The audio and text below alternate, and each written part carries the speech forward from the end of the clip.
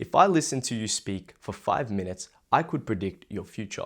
Not because I'm psychic, but because what people don't realize is what they say, what they expect to be true, and what they believe to be true about life and themselves quietly shape their reality. So in this video, I'm going to be teaching you guys how you are unconsciously self-sabotaging your life and how you can break free from this pattern of self-sabotaging to build your desired dream life. Now, what I want you guys to do in this throughout this video is get a piece of paper and a pen, and I want you guys to write down everything that you found valuable and things that you can apply in your life, and leave them in the comments for the next person to see and read and understand. Now, before we go further, let's just take a moment to appreciate these drawings. How good are these? You got a shocked face, you got someone that's sad, someone that's angry, their life's not going for them.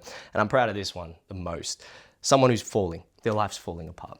But anyway, let's do it. So the first part of this video that I would like to take you guys through, I'm going to start with this Bible verse, Matthew 12:37. By your words you are condemned. What does this mean? Your words reveal your beliefs. Your beliefs reveal your expectations, and ultimately your expectations reveal your identity. And whatever you identify with, whatever you label yourself as, that will ultimately be how you behave, the actions that you take, the way that you perceive life, and what you end up doing. And what we need to realize is that your identity/frequency will determine your reality. Now, frequency is just another word for identity. It is what you were broadcasting. It is your emotional state. It is your beliefs that you hold. It's the actions that you take. It is the things that you fixate on. It's the conviction that you have within yourself. These are all what your frequency or identity is made up of. So what I want you guys to really understand is that by your words, you are condemned. Whatever you were consistently saying about life, about yourself, about success, about business, about relationship, extrapolated to every area of life, you will ultimately see that within your life, which will bring me to this side. Most self-sabotage is unconscious speech. We say things like, that never works for me. I always mess this up. I'm not that kind of person. People like us don't get successful. I'm not going to get that girl. We ultimately trip ourselves up before anything's even happened. We get in our own way before we've even managed to see a level of success or identify whether that's ultimately true. And what we need to understand is that all truths are half-truths in the sense that whatever you believe to be true is what you will experience. So there is no one-size-fits-all definition of reality. There are 8 billion different people and therefore 8 billion different realities. So the more that we can understand this, the more that we can become aware of this concept of unconscious speech and our language being the main shareholder of what we experience, we will become more selective with what we say about ourselves, about life, about everything. So this is important to understand because you are constantly predicting your future. Now, the question that I would ask you guys is, what do you want your future to look like? If you want to be successful, what would you say about yourself? What would you say about life? What would you say about success? What would you say about business? Because the more that you can say positive things and things that are going to serve you, the more you are going to see them. And you don't self-sabotage with just your actions. Of course, you take the physical action, you stuff up, you miss a day here and there, you don't go to the gym, you forget, you don't work on your business, you don't go on the date, you don't do those things. Those are not taking the right actions, right?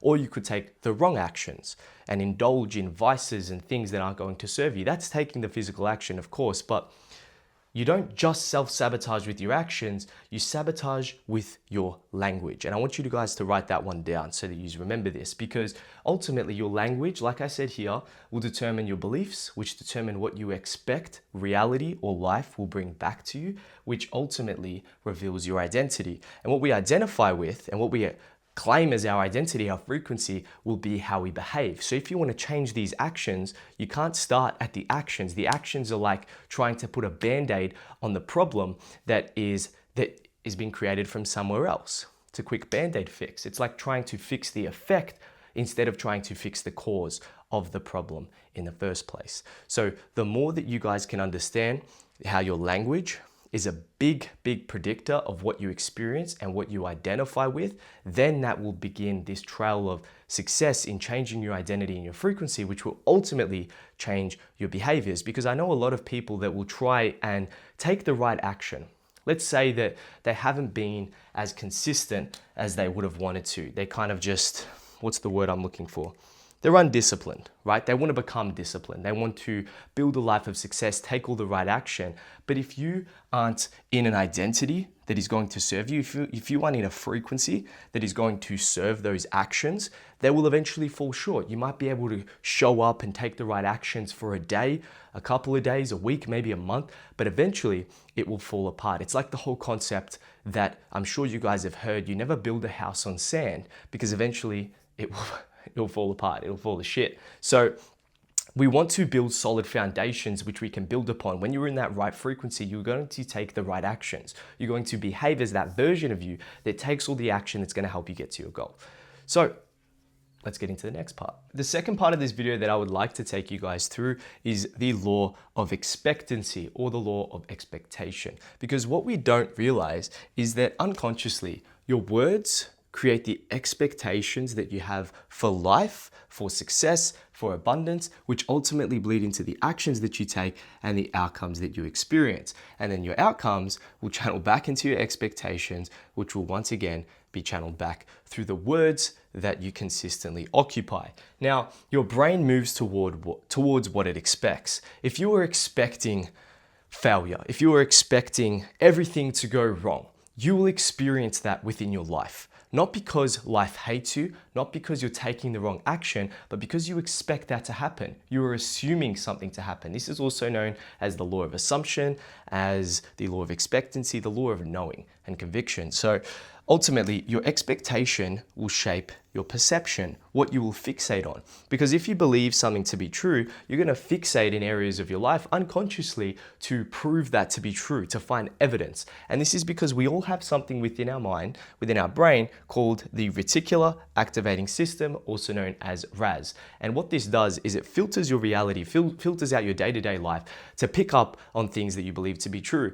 A simple example that I could give you guys is, let's say that you want to fixate on the color red, like you want to only see cars that are driving by that are red. You're going to notice a lot more cars that are red. Now, if you switch that and say, I want to see cars that are blue or brown, you're going to fixate on that and you're going to see that. That is a really simple example I could give you guys, but ultimately your brain works the same in what it expects to be true. So if you expect failure, your reticular activating system is going to find evidence from when you failed. Maybe it'll bring up past events where you failed an opportunity, maybe you failed a business, maybe you failed in terms of a relationship or a date, and it will prove that evidence back to you, which strengthens your belief. And this is really important to understand, because unknowingly what happens is that we hold these expectations that don't serve us of life.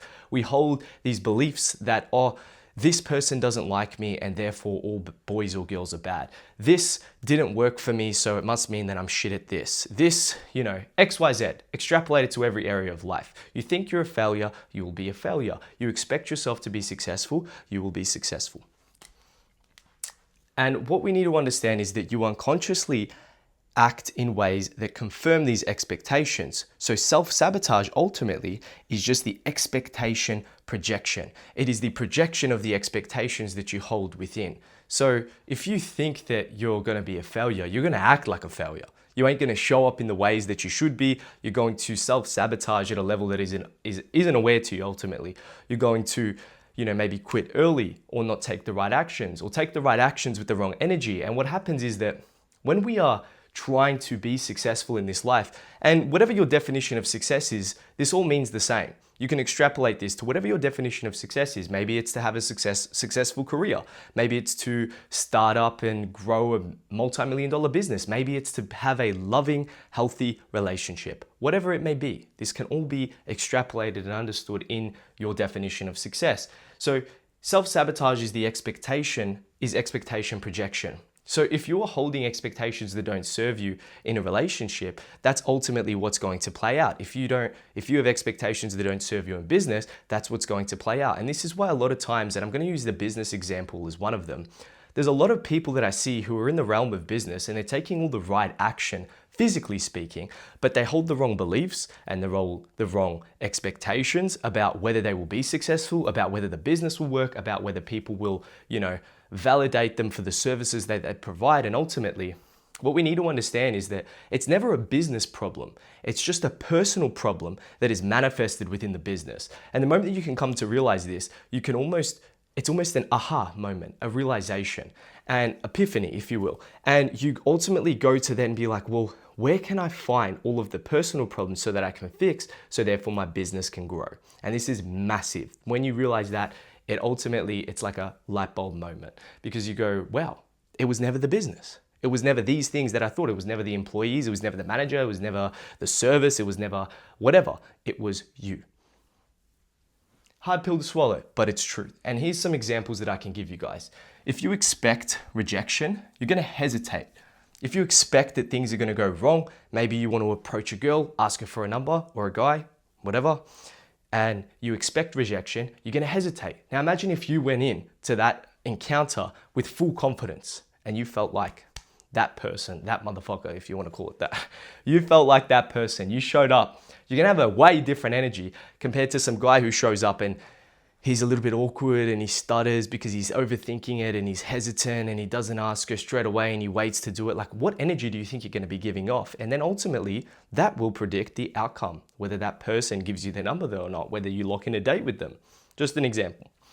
Another one that I could give you guys is if you expect failure, you will underprepare or quit early. This is where that unconscious self-sabotaging, that unconscious self-sabotaging comes into play. Because if you are underpreparing, which will bring me into the next part of this video, which is the law of preparation, I'll touch on more deeply there. But if you are underpreparing, the universe will never give you what you aren't prepared for. And this is very, very important to understand, because I see a lot of people and they go, I don't want to go too deep into this because I'm going to go deeper in a second, but they'll go, I really want this thing to happen, but they're not prepared for it. Therefore, the universe is going off their actions and their beliefs, right? It is going to bring back to them what they are giving out, essentially. So if they're giving out lack, they're giving out, the lack of opportunity or the lack of ability for this thing to occur, it won't happen. Very important to understand. The third and final one is if you expect things to not work, they won't. Really simple, they won't. If you were thinking failure, right, before you've even started, that's insanity. Why would you even think for it to work? You are the ultimate predictor of your reality. So if you want something to go in your favor, you need to predict it to work. You need to think it's going to work before it ever does. And that's quite a consistent pattern that I see within a lot of hyper successful individuals, is that they had this like delusional self-belief that it was going to all work out. And even when every single external factor was against them and every external factor was telling them the complete opposite, they didn't choose to believe it because they didn't go off being realistic or being honest with what their reality is giving them. They chose to be delusional internally and therefore saw the results. And we look at them and we think, wow, we almost pedestalize them because we go, how did they do it? But all it is they believed, they expected things were going to work out, and eventually they did. Now I want to take you through another example. Imagine you have person A and person B. Person A, let's say both of these people, person A and person B, do the exact same thing. They take the same physical action. They, go on dates. They do the same thing, but their energy is different. And what I mean by this is person A expects that everything is going to work out for them. They expect success, they expect abundance, they expect that everything's going to go in their favor. But person B is right here. They expect the rejection, they expect the failure, and they expect things to not work for them. What's an example that I could give you guys? Let's say, I'll give you two, going on a date and within business. Person A, let's say from a business perspective, rocks up when he has to do the work for the business to grow, and he expects that everything is going to go right for him. He expects that the business is going to hit the goals that they set, the revenue ceiling that they set, they're going to break past that, they expect it, they're going to have great SOPs, that all the people that work for them are going to be on board with the mission. They expect all those things to happen. But person B expects the opposite. They think, not another day of this. Who's going to stuff up my day today? You get what I mean? All those beliefs that aren't serving them. They expect the failure, but they're doing the action. Eventually, what's going to happen is person B is going to underprepare or quit early. They're going to underprepare in a sense where they should have been more prepared because they expect it to happen. They will not, and therefore they won't see the outcome that they desire, which then solidifies that original belief. But person A, he gets everything he wants. Even when he doesn't get what he wants, he still gets what he wants because he only sees life through one of two avenues, which is lessons or blessings. There's no such thing as failure when you transcend the illusion of failure. And I'll touch on that in one of the other parts as well, but I would like to go deeper. Let's take the second example of going on a date. Person A believes that, this is going to be the one. This is the one. I've got good hopes for this date. I expect things to work out. I expect that regardless of the outcome, I'm going to have a great day. I expect that X, Y, Z, right? Person B believes, on my days, what happens if it doesn't work out? What happens if, she doesn't like me? What happens if I fuck up here, or I say the wrong thing, or I do the wrong thing? How do you think these two people are going to show up to the same date with the same person, but different energy? How do you think they're going to show up? Person A is going to be oozing with confidence. He's going to be that guy. He's going to rock up. He's going to sweep that girl off her feet. And even if it doesn't work out, he's okay. He's fine. And he'll find the next one. And person B will show up hesitant. He will show up underprepared. He will show up in a way that almost gives off this weird energy. And the girl ain't going to like it, or guy. And ultimately what's going to happen is they're both going to experience two different results, even though they're taking the same physical action. But eventually what happens is person B takes the wrong action, not because they took the wrong action, but because their identity, their frequency, and their expectations led them to do so. This is very important to understand. Your subconscious will carry out what you believe to be true. For those of you who don't know, your subconscious is the main shareholder of your brain. It is in control of 90% of your entire brain is controlled by your subconscious mind. The other 10% is the conscious mind that we actively use. It's in control of your willpower, your decision making, your short-term memory, right? But what we need to understand is that your subconscious is like a soldier. It hears instructions and it goes, hey, let's do it, right? That's all it hears. And we need to really understand that it doesn't understand humor the way that we do. It doesn't joke, let's say. So every time that you might say, oh, things like that just happen to me, and you laugh about it, or that's just my luck, you know what I mean? You think you're joking, or maybe being relatable to the next person, or whatever the case may be, but you're actually programming yourself for failure. You're setting yourself up for failure ultimately, which, says enough. But this is important to understand. Your subconscious will carry out what you believe to be true. Thus, reality doesn't respond to effort, it responds to expectation. So what I want you guys to do throughout this video, hopefully you have your piece of paper or at least something open that you can write on. I want you guys to write down, what do you believe to be true? What do you expect to be true? What do you assume to be true about life, about yourself, about love, about success, about money, everything. The more clear you can get on that, you can see, wow, I'm really not serving me. I don't have beliefs that are serving me towards these goals. You know what I mean? You wouldn't drive with the park brake up. Same thing. But anyway, let's get into the next part. Okay, so now the next part that I want to take you guys through is the law of preparation, because you prepare in alignment with what you expect. Now that we've covered the law of expectancy, you understand that ultimately what you expect to be true about yourself, about life, is what will be brought to you. I want to bring you into why that is so. You will prepare based on what you expect. Preparation is where self-sabotage becomes behavioral. And what I mean by that is, so preparation is where self-sabotage links to the actions that you take, right? The actions that you take.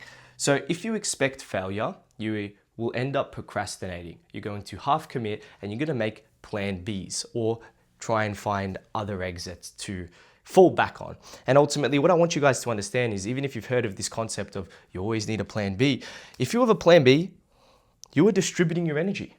So you're not fixating on plan A, and ultimately where your energy goes, reality follows. Where your energy goes, life flows. So if you are fixating on plan A wholeheartedly, then plan A will work out for you. If you are fixating on plan A, B, C, D, well then where do you think your energy is going to go?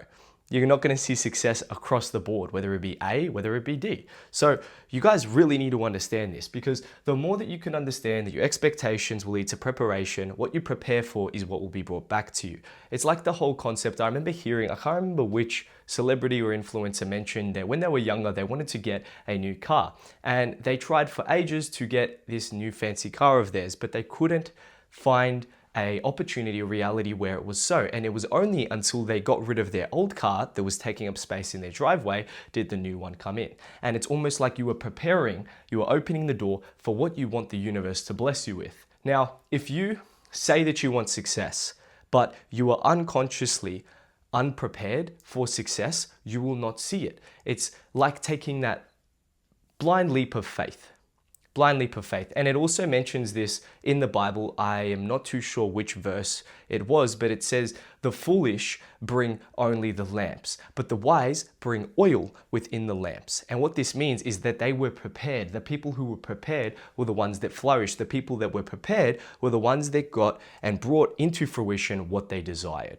So people will say things like, I tried everything. They didn't. They didn't. They say they did, they might believe they did, but they didn't, because they were fixated on procrastination. They were fixated on half committing. They were half in, half out. And like I mentioned, I think it was in my last video, you can never be in two frequencies at the same time, the same way that you can never be half in the door and half out. If you are all in, you are all in your frequency, in your life, in the actions that you take, in the beliefs that you hold. You cannot share a neutral belief. There's only one that's supporting you or holding you back. So when people say things like, I tried everything, they didn't, because maybe they took the physical action, but they didn't have the right mental and spiritual plane in their favor. Therefore, they didn't try everything. Or they might say something like, it just didn't work out for me. But in reality, they were just never fully prepared. They didn't come prepared to the plate.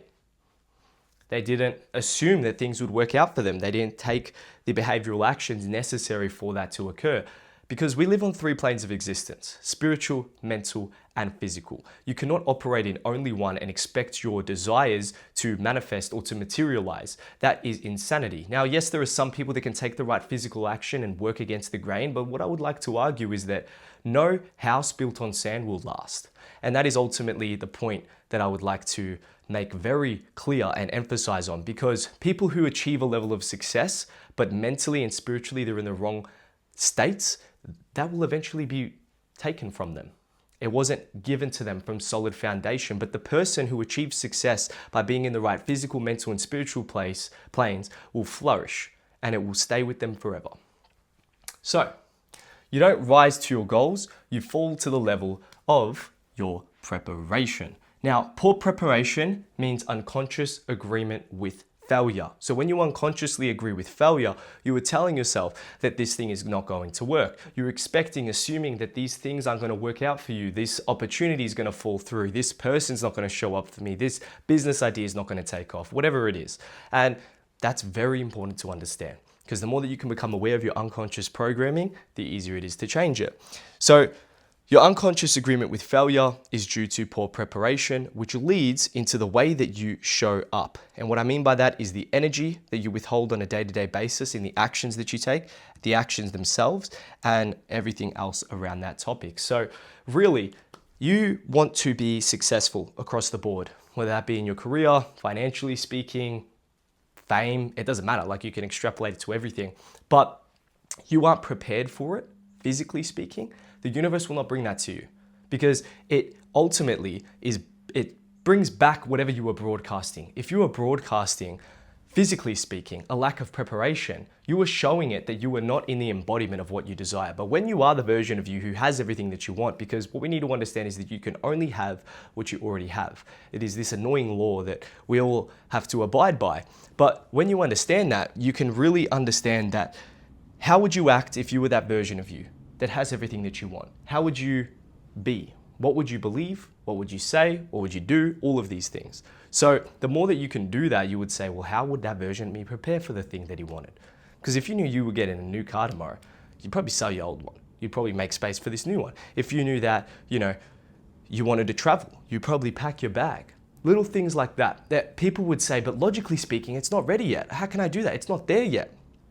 We need to transcend this illusion of looking only in the physical plane of existence, because there is more unseen than there is seen. There you go. Let's go into the next one. Okay, so the next part that I want to take you guys through is transcending the illusion of losing. People sabotage because they fear loss. They fear looking stupid, and they fear failure. They fear these things from happening. And because they fear it, they pre-fail to avoid this loss. And what I mean by pre-fail is they will unconsciously go about self-sabotaging themselves in a way that makes sure that they don't lose. Because they fear losing, they fear being judged by other people, they fear that emotional pain that is resonant with quote unquote losing. So most people don't actually fail, they protect. Their subconscious, their identity, their consciousness is protecting them from feeling those emotions. Because what we need to understand is that our brain always wants to get the most results with the least amount of effort, also known as the law of non-resistance, which is the next part I will touch on. And because of this, we don't want to experience this great deal of energy, this great deal of emotional pain and loss.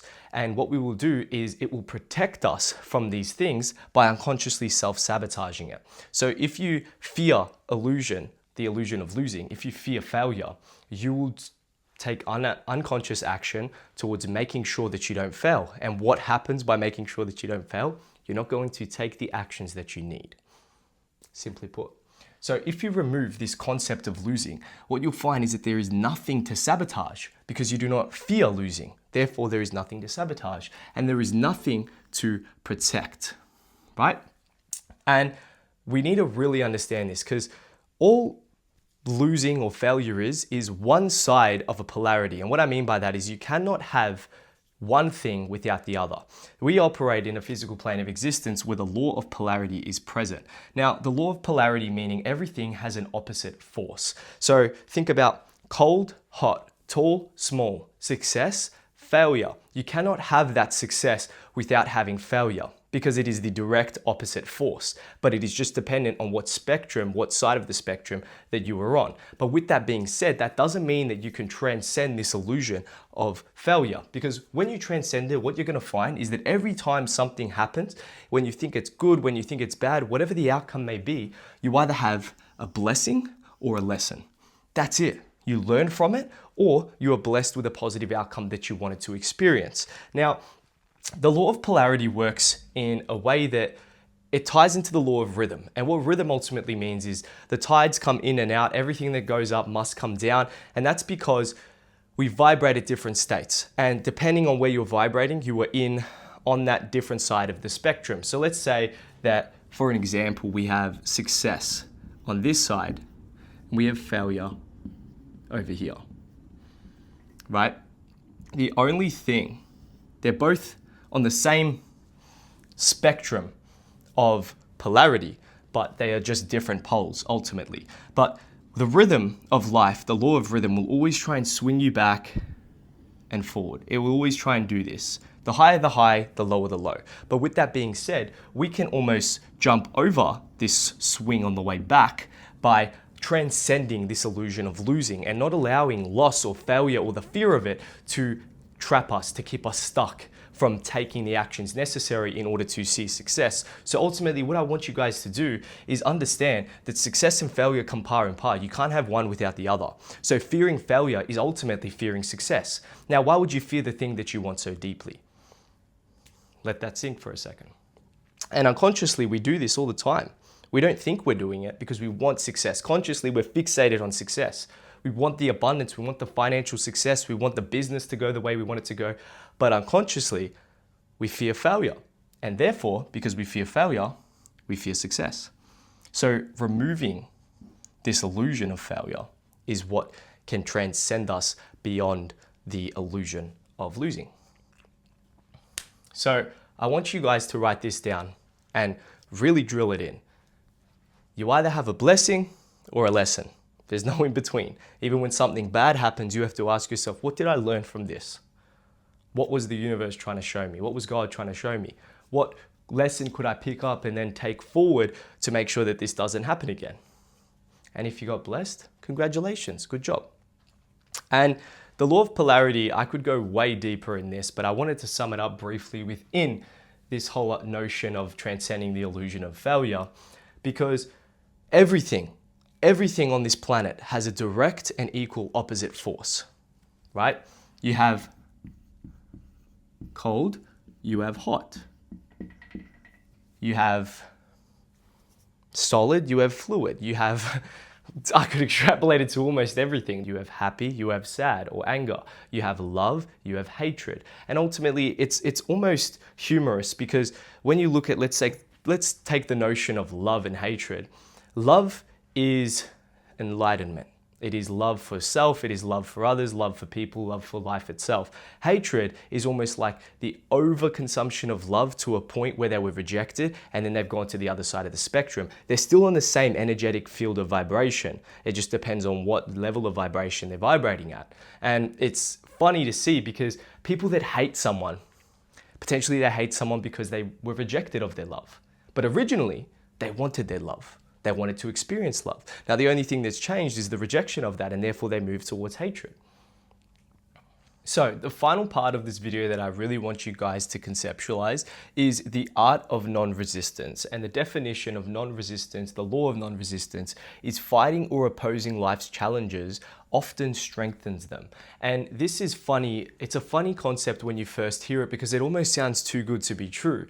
And that is, we spend a lot of our times fixating and putting all of our energy into things that we do not wish to see. We do not wish to see, events, circumstances, and people that have occurred in the past, yet we fixate on them. And because of that, we're almost broadcasting that to the universe, which is essentially brought back to us. So oftentimes the best thing to do is remove that point of focus. And the moment that you remove that point of focus and instead choose to focus on what you do wish to see, the success, love, abundance, the gratitude, etc., that's when that starts coming to you instead of the things that you do not wish to see. Now, most people's sabotage is resistance to emotional discomfort. And ultimately what that means is internally, consciously speaking, they desire success, they desire the finances, they desire the loving relationship.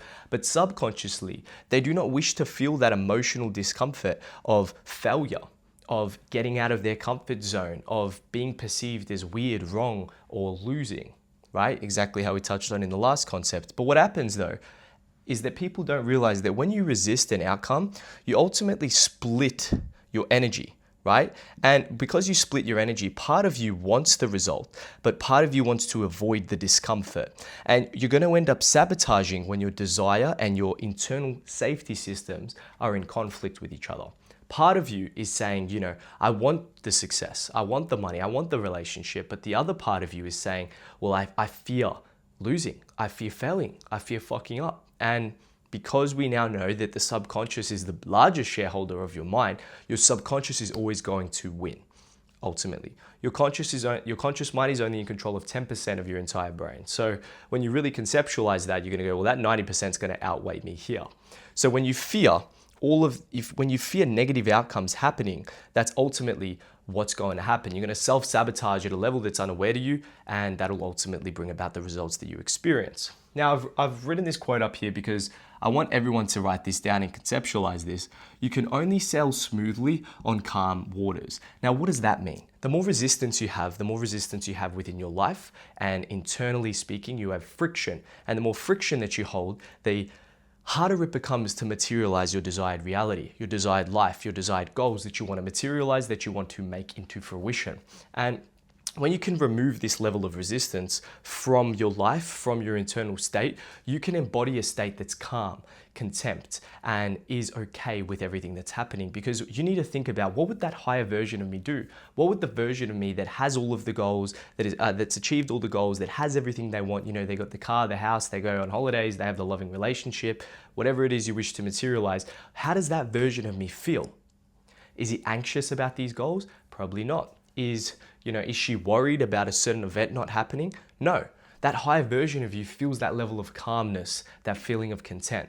And ultimately, when you are calm and you embody that internal state of calm, it is much easier for your subconscious to, what's the word I'm looking for? To impress these positive thoughts and beliefs into your subconscious mind. But when your mind is chaotic and you're thinking about all of these beliefs and thoughts that are negative and don't actually serve you, that's technically the ego. That's all it is. It's the ego. There's your spiritual ego trying to get in your way and bring you back to your old frequency, which I touched on in my last video.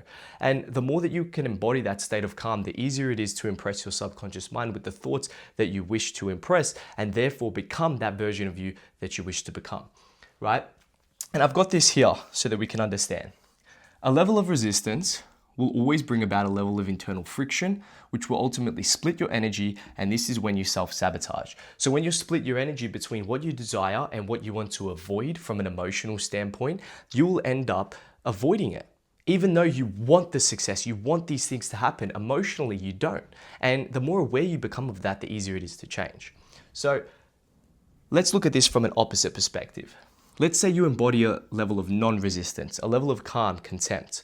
You now are in flow. And I'm sure you've heard this notion online quite often, flow state. You hear high performers, high achievers, athletes, etc. They always get in a state of flow. And what it ultimately means is alignment. So when you can embody this level of non-resistance, this will ultimately lead to this flow state, and that is your alignment with yourself, with your goals, with your life. And you can almost tie this into motivation as well. You might hear people say, it's discipline, it's not just motivation. When you're internally aligned with your direction in life, with the purpose that you may deem fit for yourself and for what you want to experience in life, you will wake up energized because you were inspired in spirit. You were aligned with the goals that you were taking. You don't need motivation. You don't need to watch these motivational B-rolls and all of these clips on social media just to get motivated. So you don't need motivation, you need alignment. And the more you're internally calm, you can embody a state of flow and thus alignment within your life, which will ultimately lead to levels of higher energy, to do more inputs, to be this higher version of you. Now, something that I want everyone who's watching to write down and to put in the comments for everyone else to see as well is the moment you stop resisting your experience, life stops resisting you. And this is because the way that we see life is the way that life sees us. It is always this, it's almost like a game. The way that you can look at it is the way that we see things to be true is what is ultimately reflected back to us. It's like a mirror. And unfortunately, the mirror won't smile back unless we do. We must be that first stance. But the moment that you can stop resisting your internal worries about the experiences, the failure, etc., that's when life will stop resisting you, and therefore you will see all of the outcomes that you wish to materialize. And the way that you do this is by embodying a state of calm within your life. You need to walk around not worried, not stressed, not feeling this level of anxiety, fear, doubt, whatever the case may be, these lower frequency emotions, because the more that you feel those, the more that they're going to be resonant within your mind, and the more they're going to be linked to thoughts and therefore make beliefs that do not serve you. So the moment that you can embody a state of calm in your life, you're going to more easily impress your subconscious mind in a way that is going to allow you to get into a frequency that is going to serve you.